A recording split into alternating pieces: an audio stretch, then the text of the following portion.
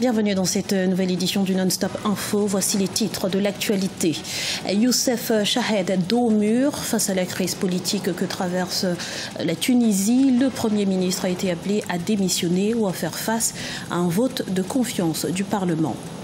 En Guinée équatoriale, le dialogue politique s'est ouvert ce lundi à Malabo. Il s'agit du 6e cadre de discussion initié par le président Teodoro Obiang Bazogo depuis son accession au pouvoir en 1979. Et puis, c'est une bouffée d'oxygène pour les petites et moyennes entreprises du continent. La Banque africaine de développement a débloqué une enveloppe de 10 millions de dollars au profit du Fonds africain de garantie en charge de leur financement. Démissionner ou faire face à un vote de confiance du Parlement, ce sont désormais les deux seules options qui s'offrent au Premier ministre tunisien Youssef Chahed. Cela fait suite à la crise politique que traverse la Tunisie, une crise marquée par de fortes divergences entre les partis et les organisations nationales, mais aussi entre le gouvernement et les organisations syndicales. Aïssatou Diamanka Besland. Le président tunisien Béji Caïd Essebsi a déclaré dimanche 15 juillet 2018 que la crise politique peine à s'améliorer. Il a ainsi appelé le Premier ministre Youssef Chahed à quitter ses fonctions ou à faire face à un vote de confiance du Parlement si la crise politique et économique du pays persiste.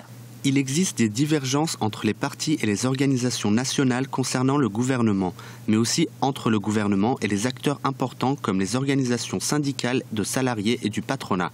La situation va de mal en pis depuis plus d'un an. Si la crise perdure, le Premier ministre devra démissionner ou aller au Parlement pour un vote de confiance. La situation de crise sévit sur le plan politique depuis 6 mois. Le président de la République a également exprimé un fort regret sur l'échec de l'accord de Carthage II début juin 2018. Pourtant, 63 points avaient été validés. Mais à cause d'une absence de consensus entre les signataires sur une refonte totale du gouvernement d'union nationale et le départ de Youssef Chahed ralentit le processus. Il est évident que si l'ensemble des points, en tout cas de cet accord de Carthage II, ne sont pas validés, il faut que chacun d'ailleurs prenne ses responsabilités. Je pense qu'il a pris son mal en patience, le président tunisien, et qu'il est arrivé à un moment où quand une crise perdure depuis plusieurs mois, et là en l'occurrence ça fait 6 mois que ça dure, il perd patience et il demande à ce que les choses avancent. Il est temps que le Premier ministre prenne ses responsabilités et remette la démission de son gouvernement. Youssef Chahed est conscient de ça et que la Tunisie aujourd'hui a besoin plus que jamais d'avancer sur un certain nombre de sujets et de points qui sont fondamentaux pour l'avenir du pays. L'enjeu de cette dissension se situe dans les prochaines élections législatives et présidentielles prévues en 2019. C'était un commentaire de Zahra Mohamed Moutiou. L'initiative n'est pas nouvelle. Ce qui est nouveau, en revanche, c'est la présence d'observateurs étrangers. Le dialogue national s'est ouvert ce 16 juillet en Guinée équatoriale. Il est question de trouver des stratégies pour une meilleure gestion du pouvoir entre le gouvernement en place et l'opposition. Seulement, les principaux leaders de cette opposition n'ont pas répondu favorablement à l'invitation. On fait le point tout de suite avec Badawi Adidiato. Une grande première en 38 ans de pouvoir. Des observateurs internationaux prennent part au dialogue national qu'organise le président équato-guinéen Teodoro Obiang. Autour de la table, les 17 partis politiques du pays et la diaspora équato-guinéenne. Il est question de trouver des réponses aux fractures politiques qui structurent la vie de la nation. Une nation que bon nombre d'observateurs perçoivent comme repliée sur elle-même. L'enjeu, il est à la fois interne et international. Interne pour détendre le climat politique et essayer de gérer la crise due à la baisse des revenus pétroliers. Et sur le plan international, faire de la Guinée équatoriale un pays démocratique. À l'annonce de ce dialogue politique, 2 partis d'opposition ont formellement conditionné leur participation aux échanges. La présence de la société civile, des observateurs internationaux et la libération des prisonniers politiques. En réponse à ces exigences, le président Obiang a, le 4 juillet, accordé l'amnistie à tous les prisonniers politiques et à toutes les personnes privées d'exercer un droit politique. On ne peut pas organiser un quelconque dialogue sans confiance. Si les différents dialogues du passé ont échoué, c'est parce qu'il n'y avait pas confiance au niveau des opposants. Ils craignaient pour leur sécurité et ils demandaient que les prisonniers politiques soient sortis avant d'accepter de participer au dialogue. Au terme de ce 6e dialogue national, l'on pourrait assister à plus d'ouverture politique, plus de liberté d'opinion, comme ce fut le cas en 2014. 5 partis politiques, dont Citoyens pour l'innovation, ont été légalisés.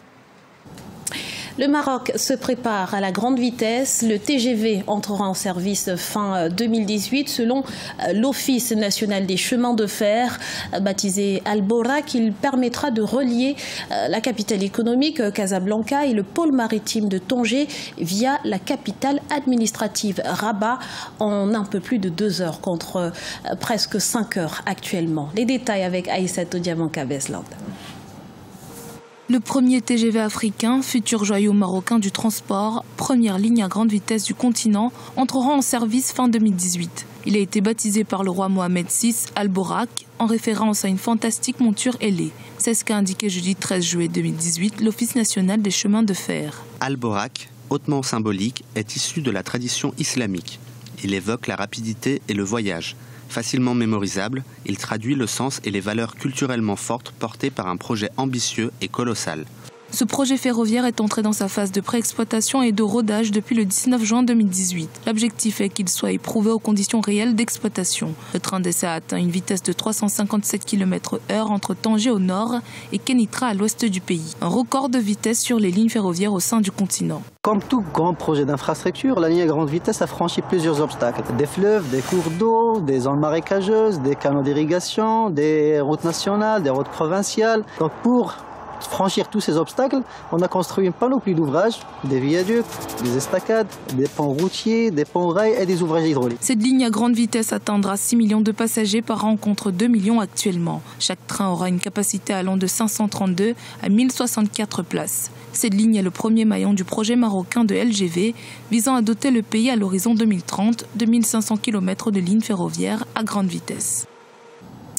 La recherche de financement s'apparente très souvent à un parcours du combattant pour les petites et moyennes entreprises africaines. Au manque d'informations s'ajoute le difficile accès au crédit et les taux d'intérêt élevés des banques. Et bien pour soutenir ces dernières, la Banque africaine de développement vient de débloquer un financement de 10 millions de dollars. Cheikh Omar Bandaogo. En 6 années d'existence du Fonds africain de garantie, plus de 8600 petites et moyennes entreprises à travers l'Afrique ont déjà bénéficié de prêts garantis du dit fonds. En vue d'accroître les prêts au secteur privé, la Banque africaine de développement vient d'accorder au fonds un investissement supplémentaire en capital de 10 millions de dollars. Avec le soutien de la banque, l'AGF continuera de catalyser les prêts au secteur clés tels que l'industrie manufacturière et le commerce, les énergies renouvelables, le logement, la santé, l'éducation, le secteur financier et l'agriculture, conformément au High 5, les priorités de la banque, notamment nourrir l'Afrique et améliorer la qualité de vie des Africains. Depuis sa création en 2012, le Fonds africain de garantie a émis des garanties financières d'un montant de 690 millions de dollars. Cela a permis à ces institutions financières partenaires d'émettre des prêts estimés à 729 millions de dollars à environ 7600 petites et moyennes entreprises africaines. On aura beau injecter des fonds, mais si on n'aide pas les PME, on ne les aide pas de façon plus concrète à mieux monter leur projet, cela va toujours, on va les soutenir pour 1 ou 2, 3 ans et ces PME vont mourir. La question de fond, c'est vraiment d'aider les PME à la structuration claire de leur projet. À ce jour, le fonds est actif dans 38 pays, dont 12 en transition en Afrique. Il s'est associé à 84 intermédiaires financiers, permettant ainsi aux banques d'augmenter d'environ 1,2 milliard de dollars le financement disponible pour les prêts aux petites et moyennes entreprises. Ce journal a été réalisé par l'ensemble de la rédaction. Merci pour votre fidélité. Dans un instant, une nouvelle édition de l'information sur Africa 24.